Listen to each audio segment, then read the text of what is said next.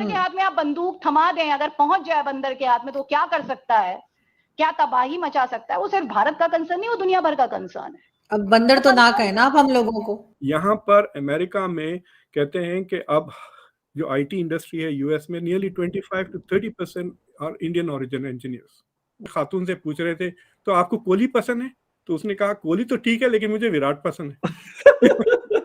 पाकिस्तान एटमी धमाके करने जा रहा था तो उस वक्त के अमरीकी सदर ने और उस वक्त के भारतीय वजीर आजम ने क्यों पाकिस्तान को $1 बिलियन की ऑफर की? क्यों कहा कि धमाके ना करो और इतने डॉलर तुम्हारे अकाउंट में शिफ्ट कर दिए जाएंगे? कोई ऑथेंटिक बात कर रहे हैं कि इंडिया वालों ने बिल्कुल, बिल्कुल कैमरा शैमरा लपेटे और जाके भारत बैठ जाएं, आपको भारत बहुत अच्छा लगता है। आप मानते हैं ये बात? नहीं ये बात तो समझ ही नहीं ना आ रही, कोई ऐसी बात ही नहीं ना, कोई लॉजिक ही नहीं ना इस बात में। धमाके हुए बट ये सर बहुत गलत बात है। मर गया जुल्फकार अली भुट्टो, उसने कहा था मेरी कौम घास खाएगी और कहा नवाज शरीफ ने एटम बम बनाया। कहाँ गया भुट्टो? भुट्टो कल भी जिंदा था, भुट्टो आज। 9 साल 30 मई को हो जाएंगे Indian prime minister Narendra Modi साहब को, और उस हवाले से कहते हैं कि उसने इंडिया को एक सेंटर स्टेज पे वर्ल्ड के लेके आए हैं। इंडिया का एक जिसे कहते हैं कि स्टेटस तो काफी ऊपर आया है, पहले जब हम देखते थे और आज हम देखते हैं। इंडिया में एक अवेयरनेस बन गया है कि India is a great nation and India deserves to be a great nation, और it is time the world recognise it. खातून से पूछ रहे थे तो आपको कोहली पसंद है, तो उसने कहा कोहली तो ठीक है लेकिन मुझे विराट पसंद है।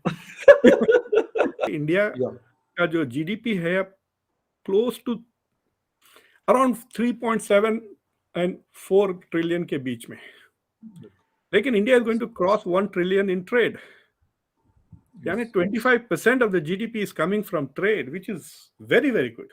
पाकिस्तान और इंडिया का जो इमेज है जी, उसमें वो ऑपोजिट हो गए हैं। बिल्कुल। जब दूसरे लोग इंडिया के बारे में सोचते हैं, they see India as a country of solutions. Yes. And when they see Pakistan, they say, "अरे बाप रे, प्रॉब्लम।" दरवाजे पे घंटी बजी तो बच्चे से कहता है कह दो अब्बा घर पे नहीं है, बिकॉज कुछ ना कुछ प्रॉब्लम लेके आ रहा है बंदा। गॉलवे आयरलैंड में बात कर रहा हूँ मैं, गॉलवे शहर का नाम। तो एनीवे मैं जाके ज्वाइन कर लिया उनको। मैं बोला भाई मुझे बताओ तुम लोग यहाँ क्या कर, वो सारे के सारे आईटी इंजीनियर्स थे। जबरदस्त। वो मुझे बताया कि पिछले 3-4 महीने में 0 से 3,000 हो गए थी इंडियन इंजीनियर्स की मौजूदगी हॉस्पिटल। यहाँ पर अमेरिका में कहते हैं कि अब जो आईटी इंडस्ट्री है यूएस में, नियरली 25 to 30% और इंडियन ओरिजिन इंजीनियर्स। तो द वर्ल्ड सारी दुनिया को प्रोवाइड कर रहा है ना, तो आपको इंडिया से कई चीजें मिल सकती हैं, मेडिसिन मिल सकते हैं, फार्मास्यूटिकल्स मिल सकते हैं, प्रोफेसर्स मिल सकते हैं, एक्सपर्ट, हर चीज मिल सकती है। So India is seen as a country of solutions, Pakistan is seen as a country of problems. आप पैसे मांगेंगे, ये मांगेंगे, तंग करेंगे। लेकिन ये कड़वी सच्चाई है, और इस बात के लिए मेरे मन में किसी तरह की कोई सिंपैथी नहीं है। हो सकता है मेरे देश में तरह तरह के लोग हैं, उन्हें अमन के तोते उड़ाना, अमन के कबूतर उड़ाना अच्छा लगता है, मैं सच बोलने में यकीन रखती हूँ। तो एक देश जिसकी बुनियाद एंटी इंडिया हेट्रेड पर टिकी हुई है, एक देश जिसने बार बार एंटी हिंदू सेंटिमेंट को विप अप करने की कोशिश की है, एक देश जिसके कोर में, जिसकी स्टैब्लिशमेंट में फौज एक बहुत बड़ा रोल अख्तियार कर लेती है, ज्यूम कर लेती है, और किस लिए कर लेती है? क्योंकि उसकी बुनियाद एंटी इंडिया है। आप फौज को पावरफुल बनाते हैं, आपके यहाँ खुफिया एजेंसी आईएसआई के फोकस में क्या है? आप भारत की और पाकिस्तान की जर्नी को कंपेयर करेंगे, तुलना करेंगे, तो आप पाएंगी कि इंडिया की प्रायोरिटीज क्या रही और पाकिस्तान की प्रायोरिटीज क्या रही। एंटी इंडिया हेट्रेड से पाकिस्तान आया और उसने एकमात्र बात पे फोकस किया कि इंडिया से compete करना है, इंडिया को देखना है, लेकिन इंडिया को टोटालिटी में नहीं देखा। उसने इंडिया को अपने वजूद के लिए खतरे के तौर पर देखा, तो इस्टेब्लिशमेंट में इन्वेस्ट किया, फौज में पैसा लगाया, आपका डिफेंस बजट इतना हाई रहा। आज भी जब आपका मुल्क स्ट्रगल कर रहा है तो आपके जो मिलिट्री ऑफिसर्स है, मैं पढ़ रही थी, उनकी सैलरी कट्स नहीं हुए, उनके पैसे नहीं कटे।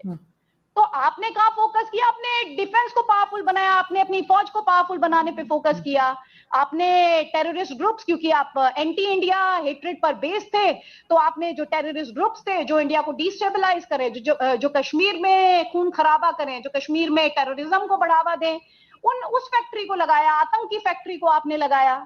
आपने इकोनॉमिक फ्रंट पर क्या किया? आपने इकोनॉमिक फ्रंट पर कंप्लीटली अपनी इकोनॉमी की अनदेखी कर, आपकी प्रायोरिटीज राइट नहीं थी। इसलिए मैं कहती हूँ कि Pakistan is a disaster in making. अब इसमें आपको तल्खी लग सकती है, बुरा लग रहा होगा, and no hard feelings for that, लेकिन ये एक फैक्ट है, ये एक सच्चाई है आरजू। और मैं चाहती हूँ लेकिन आप तो नहीं, बिल्कुल आप ठीक कह रही हैं, और ऑडियंस आई एम श्योर के इस बात को अंडरस्टैंड कर रहे होंगे, बल्कि बहुत से लोग अंडरस्टैंड करते भी हैं। बंदर के हाथ में आप बंदूक थमा दें, अगर पहुंच जाए बंदर के हाथ में, तो क्या कर सकता है, क्या तबाही मचा सकता है? वो सिर्फ भारत का कंसर्न नहीं, वो दुनिया भर का कंसर्न है। अब बंदर तो ना कहे ना आप हम लोगों को।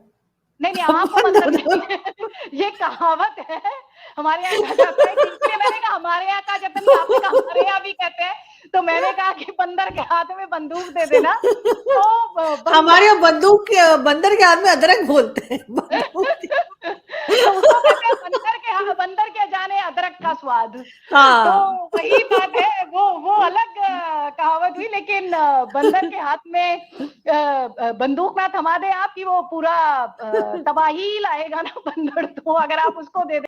इस साल भारत के ट्रेड के आंकड़े आए और इसके मुताबिक भारत ने पूरे फाइनेंशियल ईयर में लगभग 750 बिलियन यूएस डॉलर का ट्रेड किया ओवरऑल, और ये फिगर आने वाले समय में 1 ट्रिलियन को पार कर सकता है। और साथ ही साथ बहुत ही अच्छी न्यूज़ ये है कि अब हमारे पास लिथियम रिजर्व्स भी हैं जो हाल ही में डिस्कवर किए गए हैं। तो इससे आने वाले समय में बहुत ही ज़्यादा प्रोबेबिलिटी है कि हमारा जो ट्रेड है ओवरऑल वो और ऊपर जाएगा और 1 ट्रिलियन के मार्क को क्रॉस कर जाएगा। और जो कंट्री जितना ज़्यादा ट्रेड करता है, जितना ज़्यादा एक्सपोर्ट करता है, उसकी जो जियोपॉलिटिकल माइट होती है, डिप्लोमेटिक माइट होती है, वो उतना ही ज़्यादा बढ़ जाती है। इसका एक प्राइम एग्जांपल हमारे सामने चाइना है, जो लगभग एक साल में 3 trillion worth of US dollar के आइटम एक्सपोर्ट करता है दुनिया भर में। और इसीलिए चाइना आज एक सुपर पावर के स्टेटस को हासिल करने जा रहा है, और यही स्टेटस भारत भी हासिल कर सकता है कि अगर हम उतना ज़्यादा वॉल्यूम में ट्रेड करें। और दूसरी तरफ पाकिस्तानी मीडिया को ये प्रॉब्लम हो रही है कि एक समय था जब इंडिया और पाकिस्तान का नाम साथ में लिया जाता था, एक सेंटेंस में लिया जाता था, लेकिन आज खुद पाकिस्तान के जो एनालिस्ट हैं और जो भारत और दुनिया भर के दूसरे विशेषज्ञ हैं, उनका ये कहना है कि अब वो समय नहीं रहा कि हम भारत और पाकिस्तान को एक कैटेगरी में रखें। अब पाकिस्तान का कोई भी मुकाबला किसी भी फील्ड में भारत के साथ नहीं हो सकता, एक्सेप्ट कि दोनों कंट्रीज़ के पास न्यूक्लियर बॉम्ब्स हैं।